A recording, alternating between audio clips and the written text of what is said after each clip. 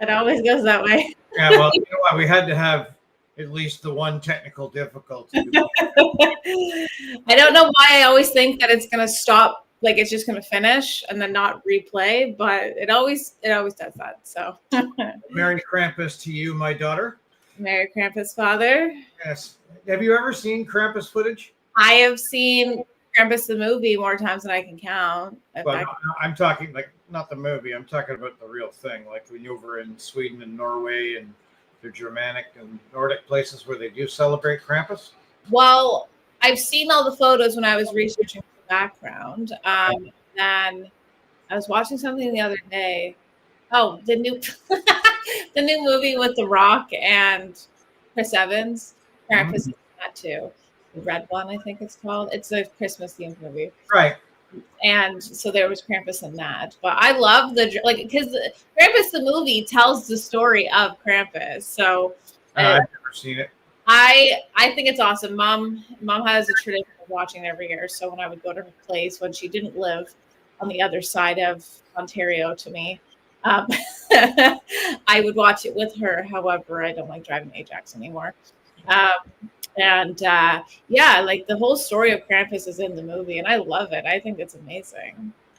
I would love to capture people and put them in little snow globes. I'm trying to make it so that we can start celebrating it here with all the grandkids. Yes, with the father of them instead of Christmas, where maybe we don't have to spend so much money on gifts. So, obviously tonight, I think this is going to be the last in a series of what I want to call variety series that we're doing, where we're talking about investigations in particular and our thoughts on them rather than a topic, whether that be EMF or photographic evidence or whatever, and discuss the merits of it. 47 episodes in now, right? Mm-hmm. We're going to talk about the extremities of our investigations. This is like akin to back in the day when David Letterman used to do his top 10 list, where I think I'm just going to do 2 or 3 of each one. This is obviously, for me, going over 30-odd years of investigating. 20 as Chaps, which is our 20th anniversary in May of next year, which is great. I know, unfortunately, you're not coming on that investigation. The one in the Randolph Infirmary, in lovely Winchester, Indiana, surrounded by absolutely nothing. So we're there for 2 days, and we're meeting up with our BPI and have some other guests coming down. Should be a fantastic time. But you won't be there because you'll be a new mom. I will be a new mom and will be unable to detach just yet. But that's okay, because then about 2 months later, I'm headed to Gettysburg. Yep.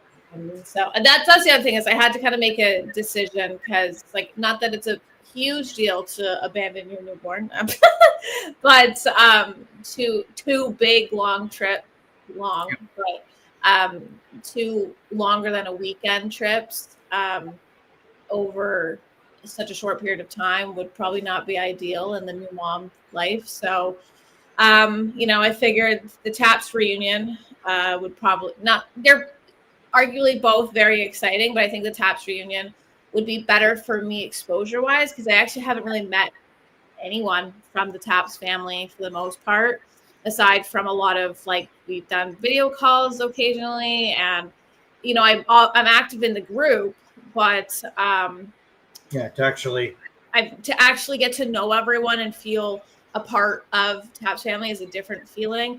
I think the Randolph Infirmary would be awesome to go to, but I as a new mom, I'm going to have to pick my things there.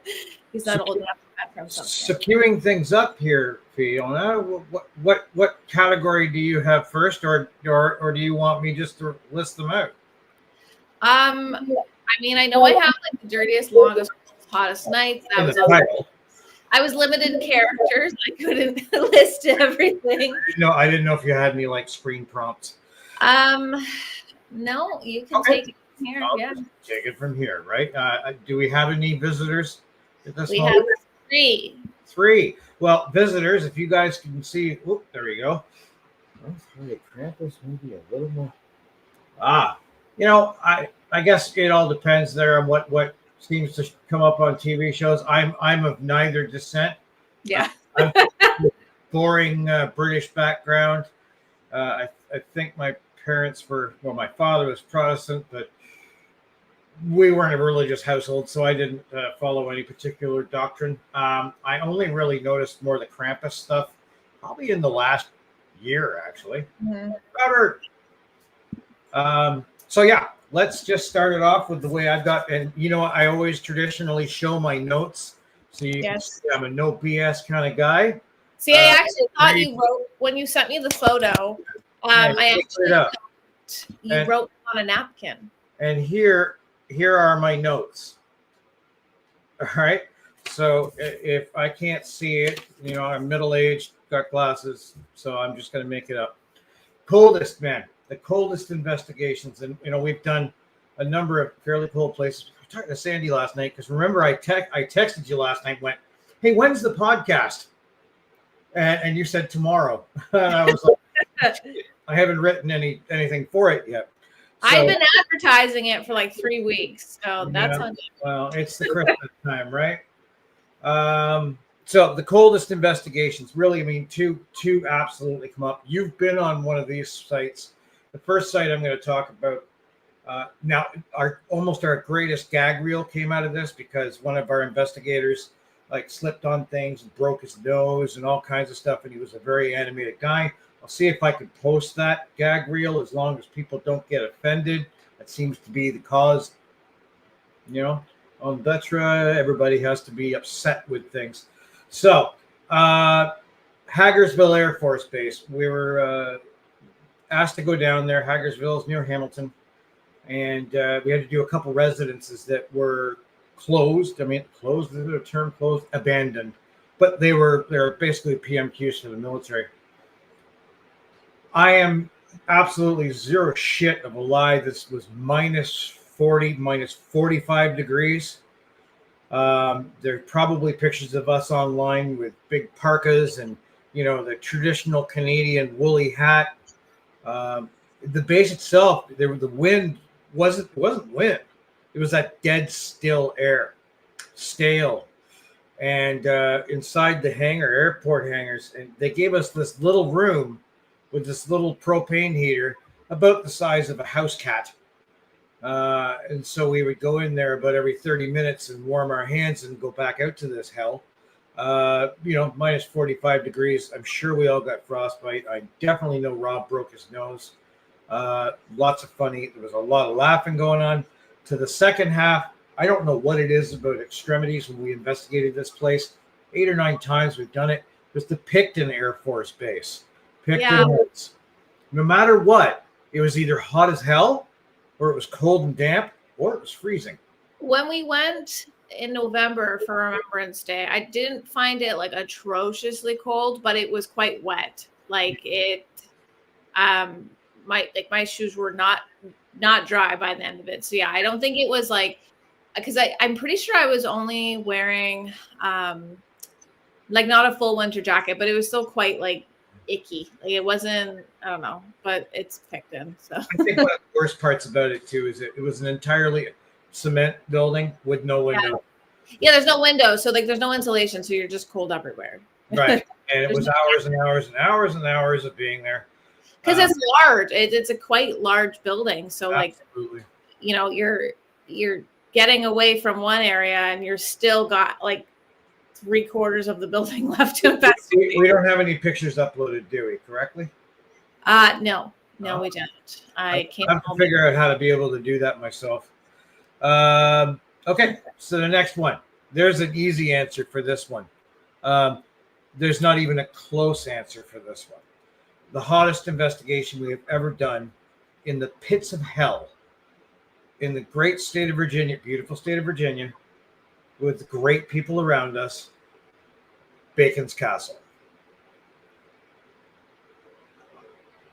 If it was under 50 degrees centigrade, I'm 6'6". It was disgusting. I would have left. It was terrible. they're very conditioned to the heat, right? Because they had all their monitoring equipment outside of the building in that heat with the bugs and the sweat and the bugs getting stuck to your skin, and then they're drinking your sweat off of you and staying on you longer. Yes, Bob, Virginia. You know what? We like it. It was just sensational, and even I can't do heat. if I had no reason to go inside the museum, the castle, I just made up reasons to go in there to cool down. Ridiculous. You know what? I'm gonna be honest with you. Like I was operating a drone that day and flying it back and forth. I'm telling you quite honestly, it actually affected the flying pattern of the drone. I don't know how or what. I'm not into the whole mechanical side of things, but something wasn't working right. Whether the signal wasn't getting up there, but it was dropping and all kinds of stuff. And I'm almost sure it was the heat. Yeah, that's that. My next one here, the furthest. Damn. So I think the furthest, I'm going to say this is in the continental, like North America, right? Because obviously Sandy and I have investigated over in Holland, etc. Man, I'm going to say that's Waverly Hills.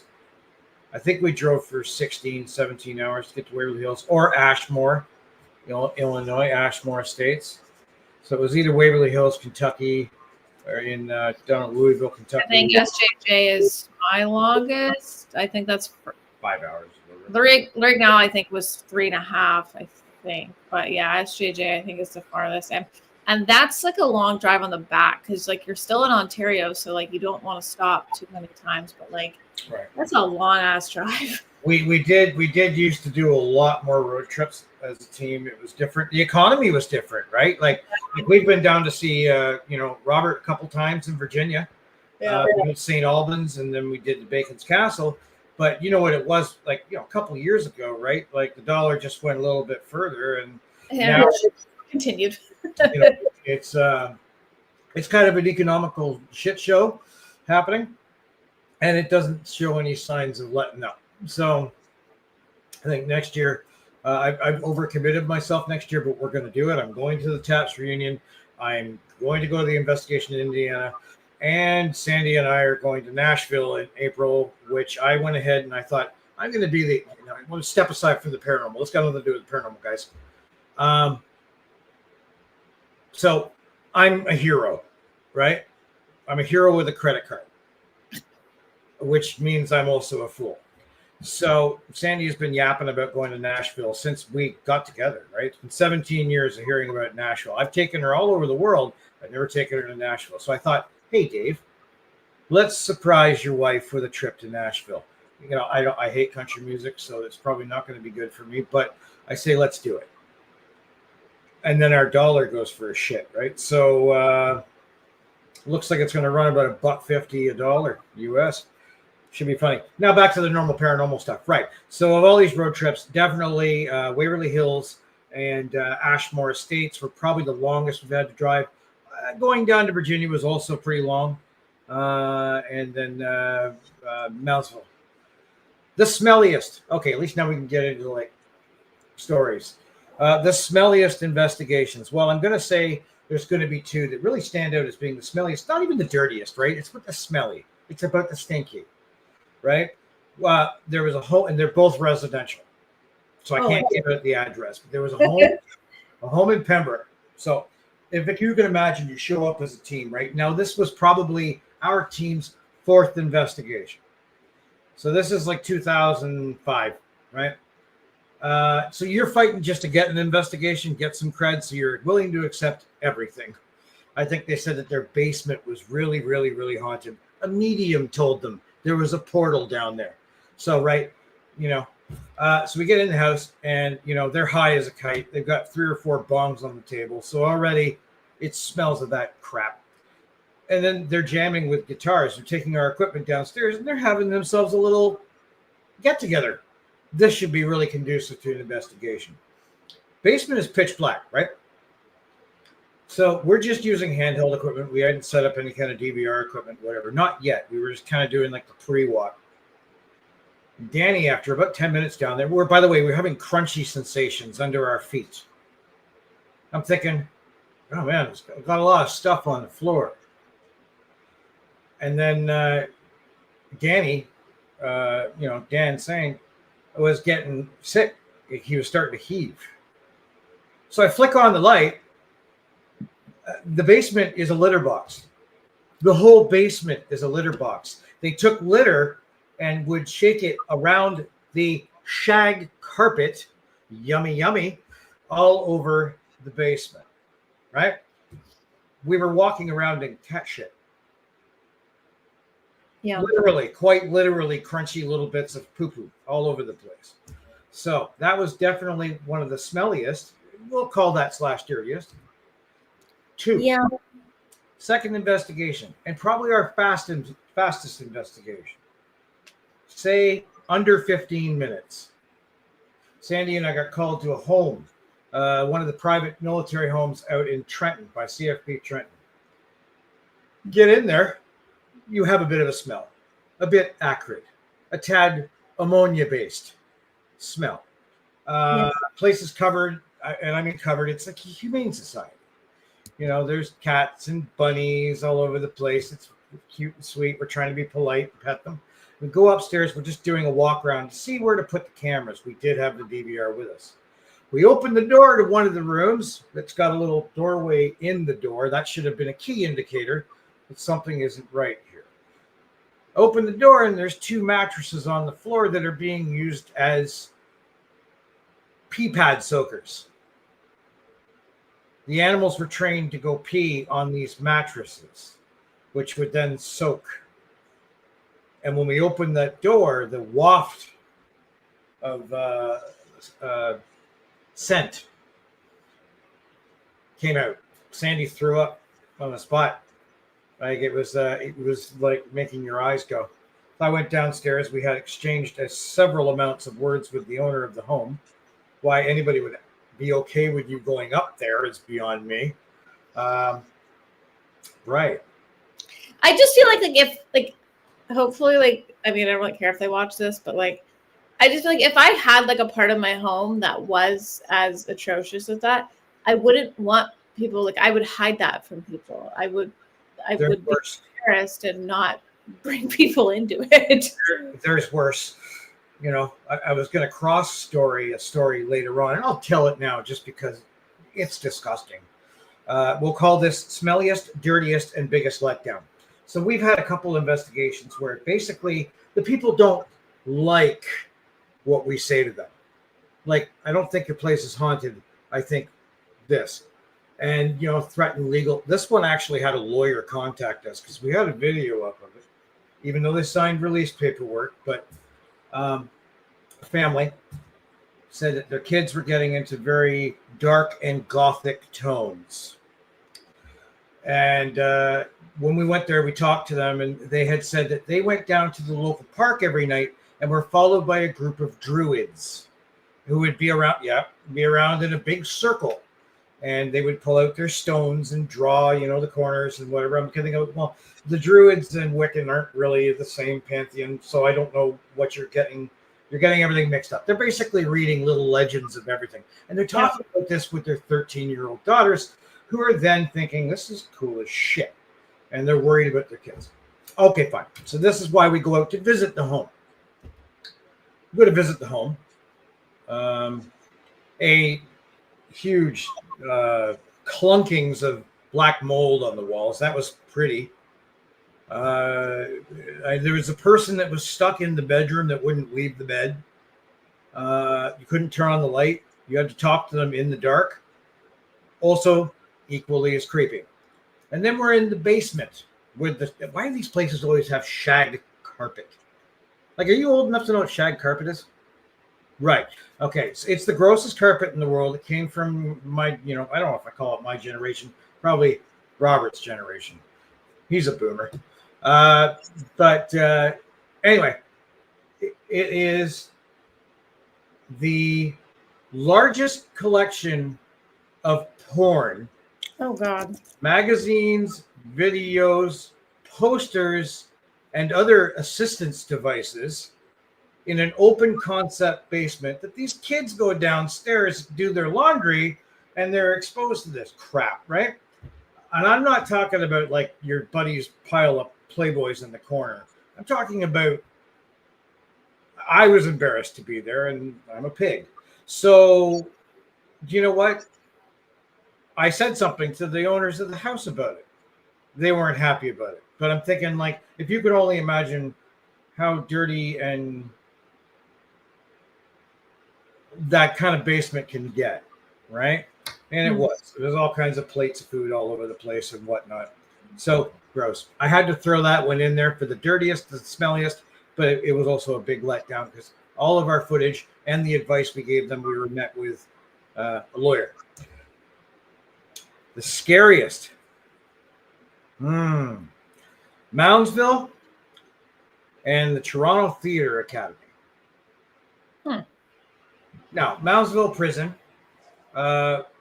definitely as far as the physical activity goes, like which is not something we've experienced a great deal of, right? In 30 years of investigating, there's rarely been a time where something has kind of reached out and touched you. Sandy and I were pelted with rocks. There was obviously a point in time where we were up in the mental ward. Sorry, can I say that more politely? Psychiatric unit? I don't know. Psychiatric unit, right. So, and the stairs, the concrete has been busted out of them. So it's like a steel frame. And, we're up there and all you hear is this like gonging noise heading up the stairs. And I'm thinking something from the Lord of the Rings is going to smash through the bifold doors. And at that point in time, just to add hell, a group of bats come flying through the mental ward. And these little bats on every investigation. My wife's hair, into Shanna's hair. Shanna lets out this squeal, like I'm gutting a pig. I've got a hunting knife and I'm taking its stomach out while it's alive. Is the scream that's coming out of this woman's face. It goes into my very soul. Like it jars me on the inside so much. We had to go outside for almost an hour because I couldn't grab a door handle. I was shaking so much. Biggest scare as far as it goes. You know what? Like, it was a very activist place. We had screams coming over our handsets that we still to this day can't prove. So, which is great, right? And then the Toronto Theatre Center. It's a great hall. It's at Davenport and DuPont. I've been asking to get back in there, but I think it's different owners now. Shannon, so to explain it, like the bottom part of it used to be a YMCA. And so there was a running track. Okay. Right? So the theater was down there, the running track was above it. So we're there overnight. And Shanny and I were up there along with everybody else. We're in air mattresses along the running track. I keep feeling my feet being pulled on, and I'm thinking this is Shan. It's not. I'm looking up, and Shan's freaking out. She's getting the same thing. I keep feeling it. Keep feeling it. Keep feeling it. We hear like this noise. It sounds like a ship's anchor dropping and then being dragged. Also, freaky. That's actually on the video. And then I look down, and Shan on the air mattress is like 20 feet further down the running track. Absolutely frozen solid. Sitting up on her elbows, looking at me. I guess you can't sit on your elbows, but leaning on your elbows, looking at me. She had slid 20 feet down the track. Don't ask me how. I didn't watch it happen. Could be bullshitting me. I do know that neither one of us slept that night. And we were crabby as hell in the morning. And everybody was mad at us because we were crabby. All right. Next. I'm trying to do this efficiently because I know I talk a lot. Nobody has to say anything about that. And if I'm not answering anybody on the comments, it's just I don't know how to answer you. So I do see your comments there, Kay, and I see Ross, and I do read it. The biggest letdown. I'm going to be real serious here. Waverly Hills and Hinsdale. I agree with Hinsdale. I'm actually wearing my Hinsdale shirt just because it's comfortable. But yeah, Hinsdale, for the amount we drove for that and the amount of hype that was provided, that was boring as shit. Yeah, I mean, because everybody basically said, you go to Hinsdale, your life will be forever changed. No. I mean, it was really damp. We managed to kind of like take apart the entire theory there. That wasn't hard. It wasn't even like a really nice, quaint cottage or anything. I don't know. Like, it was just a poorly insulated, very badly wired, kind of a death trap, right? So, yeah. But none of like, I've never seen a place that has so many claims. I thought that really maybe 2 or 3 of them might have some basis to it, but there's nothing to it. I think just based off of the claims, I was waiting to walk out of there traumatized, like be like, never investigate again. I think I have to go see a counselor, right? I'd love to. I'd like to be able to go on some form of disability because of an investigation.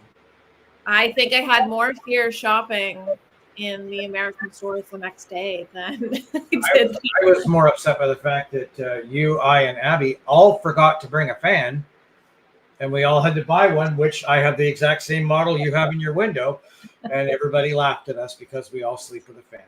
Well, because people are confused, but I'm like, I can't sleep without a fan. And a little bit of like a segue digression here. So because baby is going to be in our room for the first little while, normally this fan sits right beside my face on my bedside table. Well, obviously I'm not going to power blast the newborn child with a fan all throughout the night. So I got an oscillating fan that sits between my dressers on the opposite side of the bed.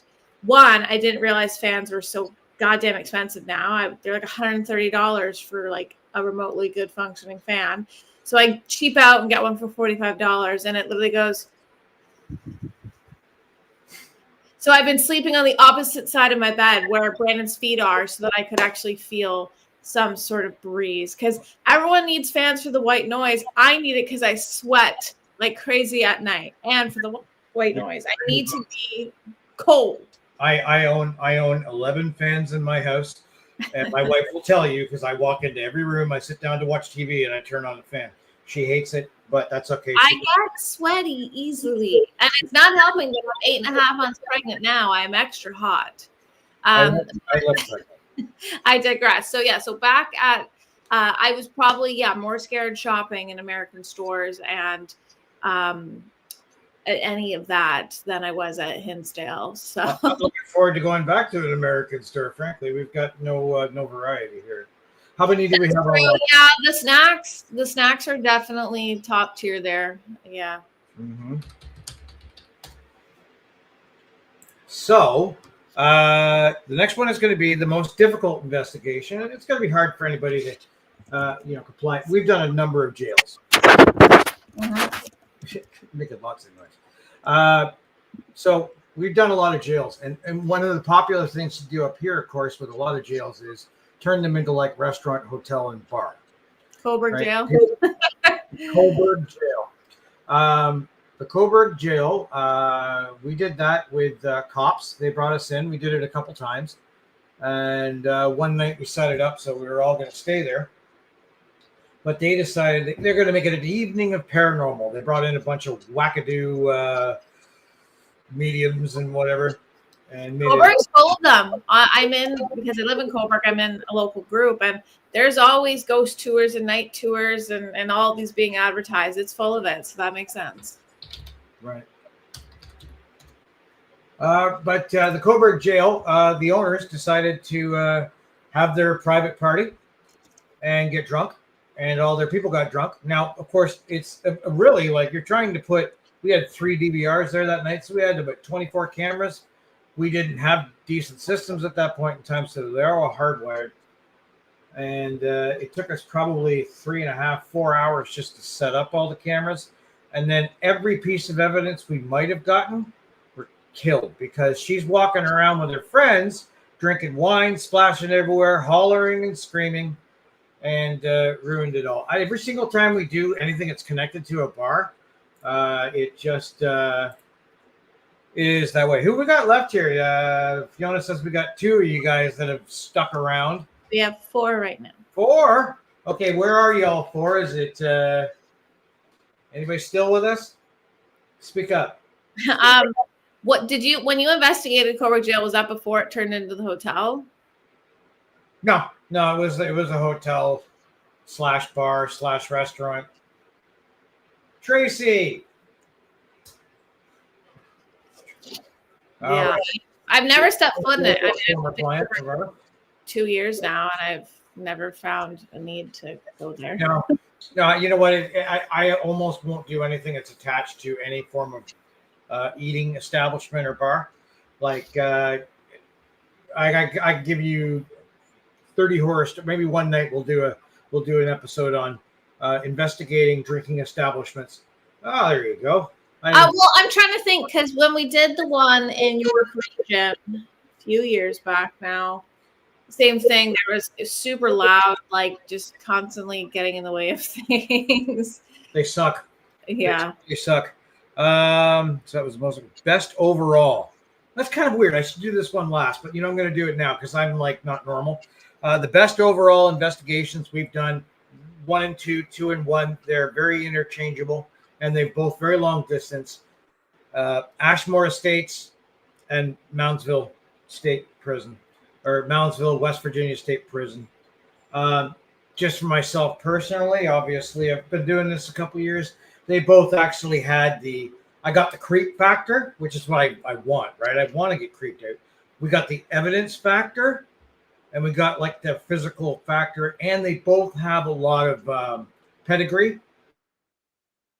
Like there's actual, like a lot of places make claims, right? And you go there and you dispel most of it. Every single, we seem to do a lot of like assisted living facilities / pork farm / retirement residence. And they all have the same claims, right? Angry guy that works in the boiler room, the tall, thin man with the hat, the doctor that killed himself, the nurse that hung herself. Doctors just get nurses pregnant everywhere.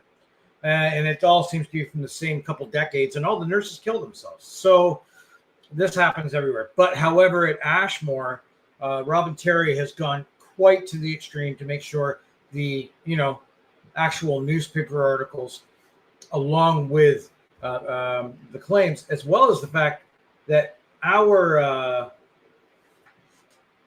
I'd investigate it if it was good, Tracy, but you probably just have a bunch of drunks. The evidence that we got, which largely was children playing, and this is a building in the middle of a cornfield, away from anything, miles away from anything, and we got this voice going, Alma! The kid that died was named Alma. So it was kind of neat, right? So, and as well as the fact that we actually had cottages to stay in, we were there for a couple of days. It was fantastic. You know what? Obviously the biggest letdown also was Waverly Hills, going back a step there. Waverly Hills, which of course is on every single top 10 list in America of the most haunted places. Bullshit. It's a place, this is going back 20 years. It cost us almost $2,000 to do. It's kind of sterilized, frankly. It doesn't have the old feeling. It wasn't even really necessarily a negative place. Mm-hmm. The claims are like you're walking around, you're going to get attacked by a Hulk Hogan of ghosts.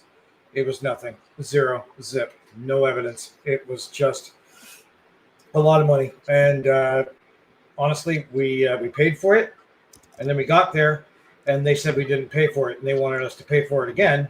And we actually had to come up with several $100s just to stay there. And then they said some people that were there, and this is out in the middle of nowhere, we're 20 miles away from our hotel. Mm-hmm. If they, we had a couple people will just stay in the ready room, then no, they've got to leave. This is after we spent $400 or $500 in their gift shop too, right? So huge letdown. Very, very angry. And then they tried to recharge the guy's credit card after the fact. Maybe this was all just kind of oopsies. Bad timing, yeah.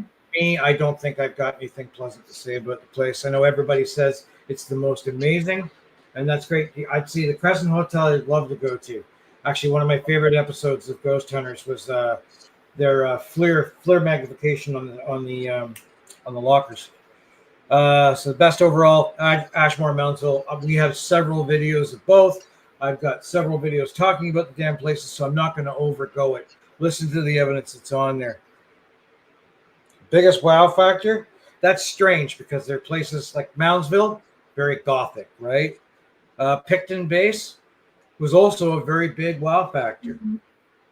Mansfield, the prison where they did Shawshank Redemption, also really cool. Kind of boring though, frankly. And then I'm going to be honest with you, even though it's my biggest letdown, Waverly Hills is probably the biggest wow factor we've ever had. It's very imposing. You pull into like the backyard of it, it's like 800,000 square foot of building. It really is something else. I will give them that. It is absolutely crazy. Best evidence that we got. I know we're going to run out of time.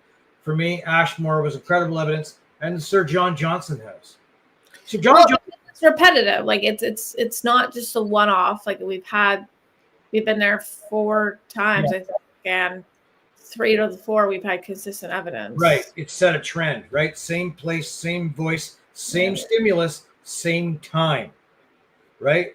It's a very passive place. It's not like you're walking in and you're scared of it. Right. But I love the Sir John Johnson. I'm going to give it a year's break, but we will go back. I like going. I think it's just a bitch of a drive. But I mean, what I liked about last time is that we actually explored Williamstown that time. Like we actually went out. Like we didn't just stick in the building this time. We went out and we talked with locals. And that's actually the funny part of that investigation because of the fact that we engaged with locals and we went to the bar and there was a bunch of I'm going to say 19, 20-year-olds, and they were kind of goofing up at us for doing the investigation, whereas the bartenders were all over it. Now, and I've told this story before, but we told them it was fine to turn the scope lights on at 3 a.m. for whatever reason. We said, yeah, it's okay, turn them back on. So when the timer turned on at 3 a.m. and the lights came on, it scared the crap out of me because I thought, because it's such a small town and people know about they know about the SJJ, they know the history, they know it, it's the ghost house, I thought that those friggin' D-bags from the bar were coming to screw with us in the middle of the night. And so that's initially why I woke Shani up. Because I was like, oh my God, people are here with us at 3 a.m. It wouldn't be the first time. Well, that's the problem, right? It's, if we interact with the locals, let them know, yes, it's fun to talk to them about it, but then we open ourselves up for some trouble. We did an investigation, actually. It was a sidebar. I hadn't even put it in here. We did an investigation in Oshawa. A real estate agent wanted to know why the house wasn't selling. His client had died in the home. Matter of fact, the bed frame still had the vomit from her dying right on it. And we had the lights on it and could trace her very dying steps.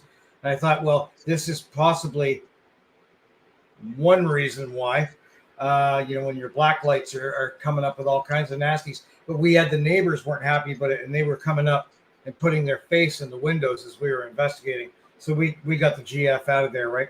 So I'm going to end all this section on the funniest investigations. Okay.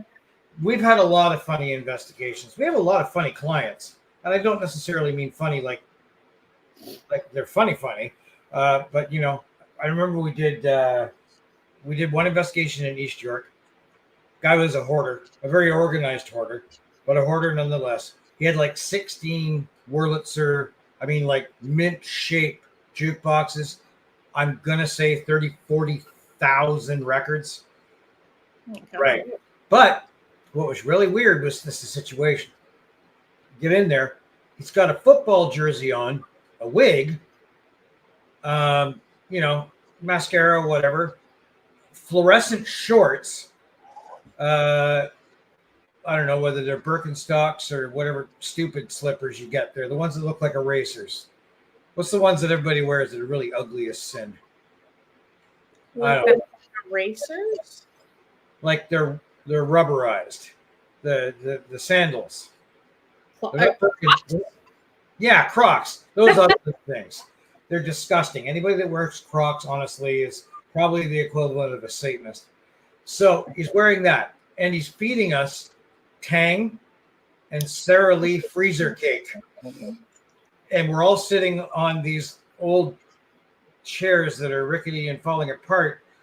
Very, very, very sweet guy, but really, really, really strange. I think the situation itself made it funny.